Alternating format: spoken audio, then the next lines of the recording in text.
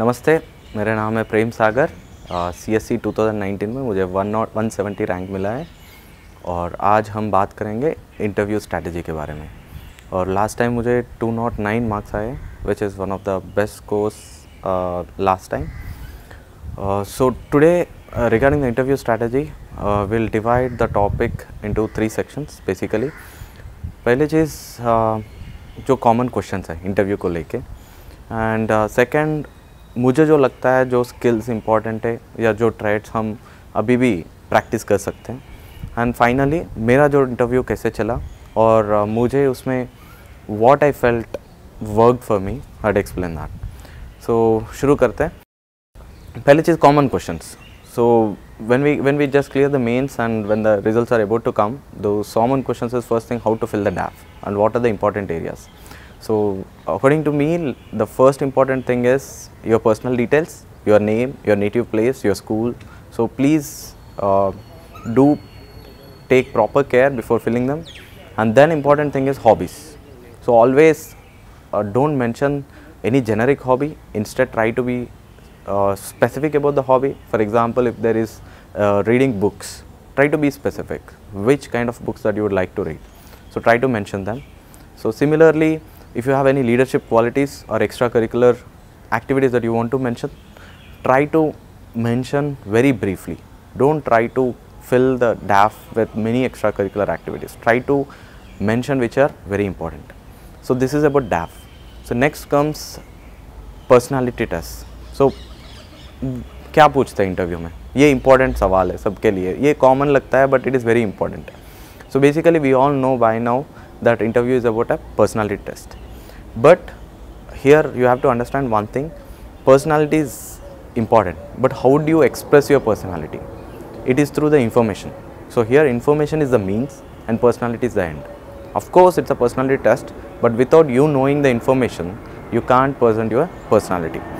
So by now, after clearing men's, everyone would have got a decent amount of information, but the challenge is about how to articulate it, and second thing, the independent thought.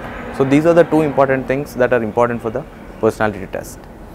So try to focus on these two things. And next, when to start the mocks. So this is another important thing. So usually people say first read, collect some previous year questions from the DAF, and try to focus on personal aspect related questions and then go for a mocks. But as per me, like what worked for me is going directly to the mocks first for about 4 or 5 mocks initially after your result, and then after that you will get an idea like where to focus, what to read and what not to read, and then you can again take a break of about 15-20 days, and then you can prepare yourself for such kind of questions with that direction that you got from the first series of mocks, and then you can go for the second set of mocks where you actually evaluate yourself. So this is how I tried. So you have to decide for yourself. So this is first. Second thing, and a third important question that usually comes to aspirant minds is how many mocks to take, what is the optimal number of mocks that we should take.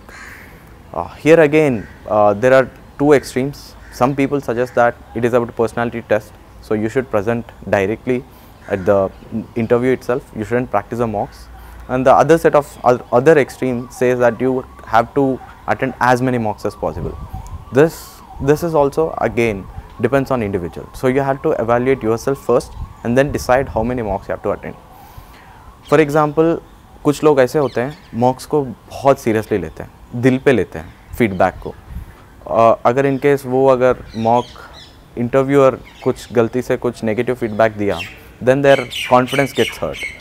So for such kind of people, it is better to take less number of mocks and the quality mocks, and also to give a good amount of gap between your final mock and the final interview. So this is for those kind of people, and there are other kind of people who might not take the feedback of mocks very seriously. It doesn't mean that they don't take it at all, but not completely worried about the negative feedbacks. So for such kind of people, taking maximum number of mocks is something that I would suggest. So here also you have to decide for yourself what is the ideal or optimal number of mocks that you have to take based on your own assessment of your personality. So approximately I can say 8 to 10 mocks is a decent number of mocks, and these two you have to space it. First 4 mocks with a kind of slight preparation, and then give a gap, and then take second series of mocks, and then again give a gap, so that in the final interview you present a good personality of yourself. So this is about number of mocks. And then the second section, like what are the important skills that you need to nurture for your personality test. So many people say that personality is something that doesn't come just after mains, or that is not something that you nurture in 1 month or 2 months. That is true, but despite that, you have certain things where you can nurture in between the mains. And next is personality test. So how to nurture your personality? Some people say that personality is something that you can't nurture in 1 or 2 months just after the mains, but it's something that you develop over a period of time. That is true, but even then you can at least improve certain aspects of your personality. You can utilize your strengths more and work on your weakness. So you have to try both ways. For example, from the day one you start your preparation, you have to take in the consideration of personality test as well. So how to do this? So from the day one when you start your preparation, you have to divide your preparation according to the mains and interview at least. For example, when you read an article, in the initial part of my speech today, I have explained you how independent thought is important, so how to develop that. So try to read as many articles as possible, and try to read diverse books, and then think about that article and try to analyze it critically. But when I say critically, it doesn't mean you just need to criticize. You need to critically analyze it with a logical explanation. So this is how you develop your independent thought on that issue over a period of time. So this is how you develop. And even after mains, when you have less number of days, even then you can develop this independent thought by practicing it, by practicing or reading different viewpoints on an issue, and then you try to analyze on that issue, and then write your own independent thought on some paper. So that's how you can develop in whatever the less duration of time you have. So this is one thing. And other important traits is confidence. Confidence is very, very important for the personality test, because if you're 100% confident, you'd be able to give your 100% best. If you're 80%, then you can give only 80% of your best. I'll explain this with an example. For example, when you are talking about a particular topic with your friend, you'd present your views with 100% confidence, and there you can give your maximum amount of information that you have. But at the same time, when you are attending a mock or when you are attending the interview, you might not be that confident, and you will not be able to give that kind of confident answers. So that is why don't always be scared of the interview panel. Don't try to research on them. Don't try to see their profile, to analyze them, because it doesn't help you. Instead, it will make you anxious. So that is why better try to not overestimate the panel. It is good to give them respect. They are well experienced. They have seen the ups and downs of this entire system. Giving that respect also give certain kind of confidence boost for yourself. So always present your answers with confidence. And next thing, presence of mind. Presence of mind is again very important, because in the interview there will be some situations where the board will take you to a trap. So you have to sense that before you answering that question, and then try to get out of that trap. Here I'll again explain you with an example. In my case, they've asked me one question where what is one area of change that you would like to bring with respect to government policy on China. So I told them that right now the orientation of government or the public perception of is basically to confront or compete with China. But I told that there is another angle that is missing, that is cooperation. So there are certain areas of cooperation where we can cooperate with China and benefit. This is completely against the conventional view. So now immediately board got interested and then tried to push me into a trap by saying that you're saying this, but on the other hand, government is also going for alliances like Quad, Indo-Pacific and all. So don't you think these two are contradicting? So this is how they took me into the trap. Then I told them by saying that when I say cooperation, it doesn't mean the full embrace of bilateral relations. with respect to that country. It is about cooperation in certain areas, for example, climate change, for example, developing country issues. These are the areas where we can cooperate. But obviously, when it comes to our national interests or core interests, we have to defend it. It based on whatever best way possible. So this is how I try to get out of the trap. So this is another thing. The presence of mind is very important. So how would you develop this? So you develop this by two ways. One, by practicing in the mocks. Second thing, see, usually for prelims and mains, what we do, we practice previous year questions. So similarly for mock, for interview as well, you will have n number of mock interview videos in YouTube. So try to see them, watch them, and when you're watching them, when you hear the question from the interviewer, pause them and answer it for yourself. So presence of mind कैसे inculcate करते हैं? So one thing is like by watching mock interviews of previous toppers in YouTube. So when you watch these videos, whenever an interviewer asks a question, try to pause it and then answer it for yourself. And then you watch the answer of the aspirant. So this way, by doing this constantly, you can improve, or you can improve the presence of mind. You know, whenever there is a question out of blue, you can answer it better. So this is how you have to practice. This is one way. The second way is by practicing as many mocks as possible before the interview. But this doesn't mean that you should just go on practicing the mocks without reading on the information or without self-introspection. So try to attend the mocks and then try to self-introspect that, watch the videos, and then you will improve your presence of mind in the interview. So this is the second thing. And another important trait or skill that is important for the interview is try to be a bit bold. Don't try to go like a bureaucrat when you go for the interview. You're an aspirant, you're not already an officer. So think like an aspirant, or as a common man sometimes will help you. Yes, there are certain situations where you have to behave like an officer, but that doesn't mean that you always need to go to interview like a press conference where you always support all the policies of the government. There are certain issues where you can take a critical stand, but when you take that critical stand, always you need to have a logical reasoning for it. Their argument should be there, an explanation should be there. For example, let's say there is an educational policy. If someone asks you, what is your view on the latest educational policy? If you just answer it like a mains answer, then what is the difference between mains, GS answer and the interview? You have to bring your own personality and the analysis and the critical aspects of that policy through your answer.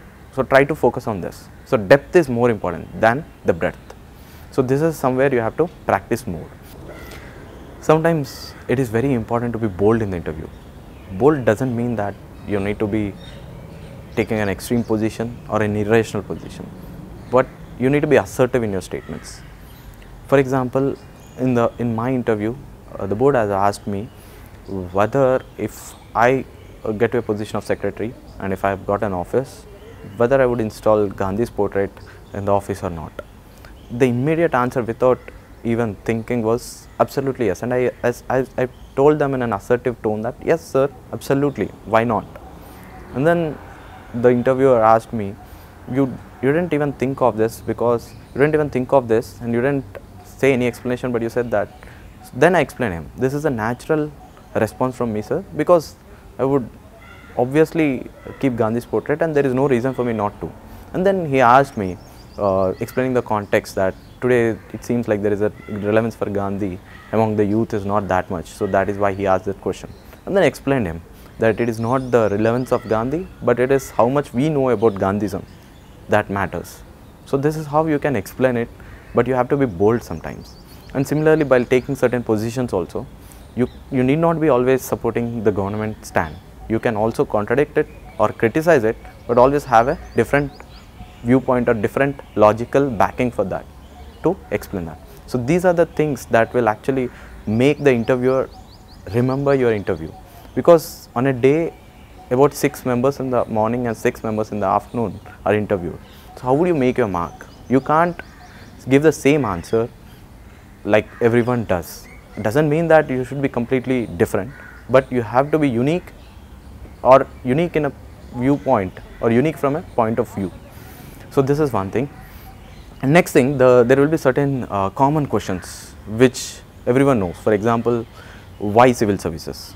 So this is something you know that they might ask. So you have to prepare a very good answer for this, and at the same time that answer shouldn't be idealistic or shouldn't be the one which normally comes out of, you know, common from the common perception. For example, in my case, when they asked that I've worked for about 5.5 years.